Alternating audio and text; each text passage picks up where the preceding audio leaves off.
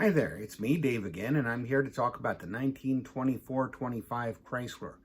Now, this was a car that was first built in late 1923. It was first put on sale and shown to the public in January 1924, so you'd think that it was the 100th anniversary of Chrysler, but Chrysler itself says you're wrong. So, let's talk about the car for a bit, very briefly. It's the model B70. It's the model B because he had actually designed a Chrysler earlier that was going to be made by Willis in New Jersey in Elizabeth, and that didn't come to fruition for various dull reasons, so it ended up being made by Maxwell. And that was the model B70 because 70 miles per hour was its top speed. And if you don't know cars of the early 20s, then you won't be at all impressed, but believe me, it was impressive.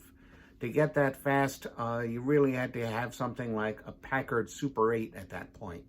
A Dodge Brothers car, you know, the theoretical top speed would be like 35 miles an hour. Good luck getting there. The Chrysler, it wasn't just that they claimed it had a 70 mile per hour top speed, it really did. You could buy one off the line and see how much faster than 70. And it cost just $1,195. And of course, that means nothing without context. It was actually a lot of money at the time. The cheapest cars you could get were about half that price. The B70 came with 68 brake horsepower. That's almost double the Dodge Brothers car.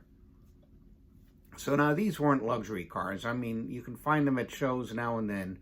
But on the inside, you can see that it was very similar to a mainstream car. It was a little bit above, but not much above. It was a midline car, and it was always meant to be. Now, the one thing is that very few luxury cars could match what it had under the skin.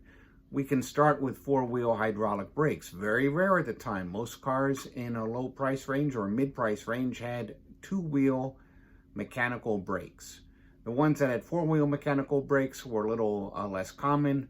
Four-wheel hydraulic brakes, extremely rare, and the braking system on those probably didn't last very long or work in all conditions because Chrysler engineers under Carl Breer, they took the Lockheed system that was used by other cars such as the Cord and perfected it, which meant replacing every single part of it. Well, they had an air filter. Most cars then did not have air filters, hard as it is to believe now.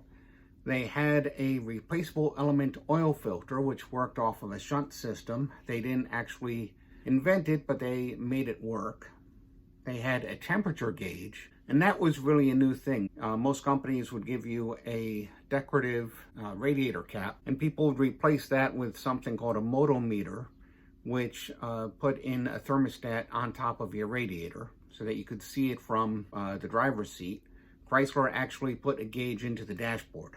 So, the new Chrysler was designed mostly by three guys named Zader, Skelton, and Breer. Came awfully close to being called the Zader and being produced without Walter Chrysler, but that's a story for another day. They were surprisingly reliable cars despite the high performance, which was really a credit to Zader, Skelton, and Breer.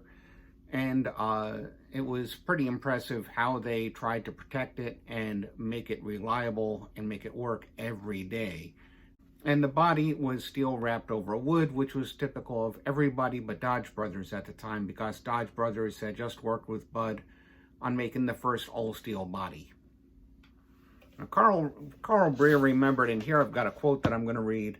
People liked them because they could drive as fast as they dared, yet the car would stay right with them and seem to ask for more. This was something most cars of the time would not do. And that's certainly true. Now, in 1925, they added rubber engine mounts to reduce engine vibration. It was a straight six, so it wasn't that bad to begin with. And they added adjustable front seats, and this made the car even more popular. Chrysler, in fact, grew by leaps and bounds every year. It was really pretty impressive until the Depression. And they ended up buying Dodge Brothers, as most people know.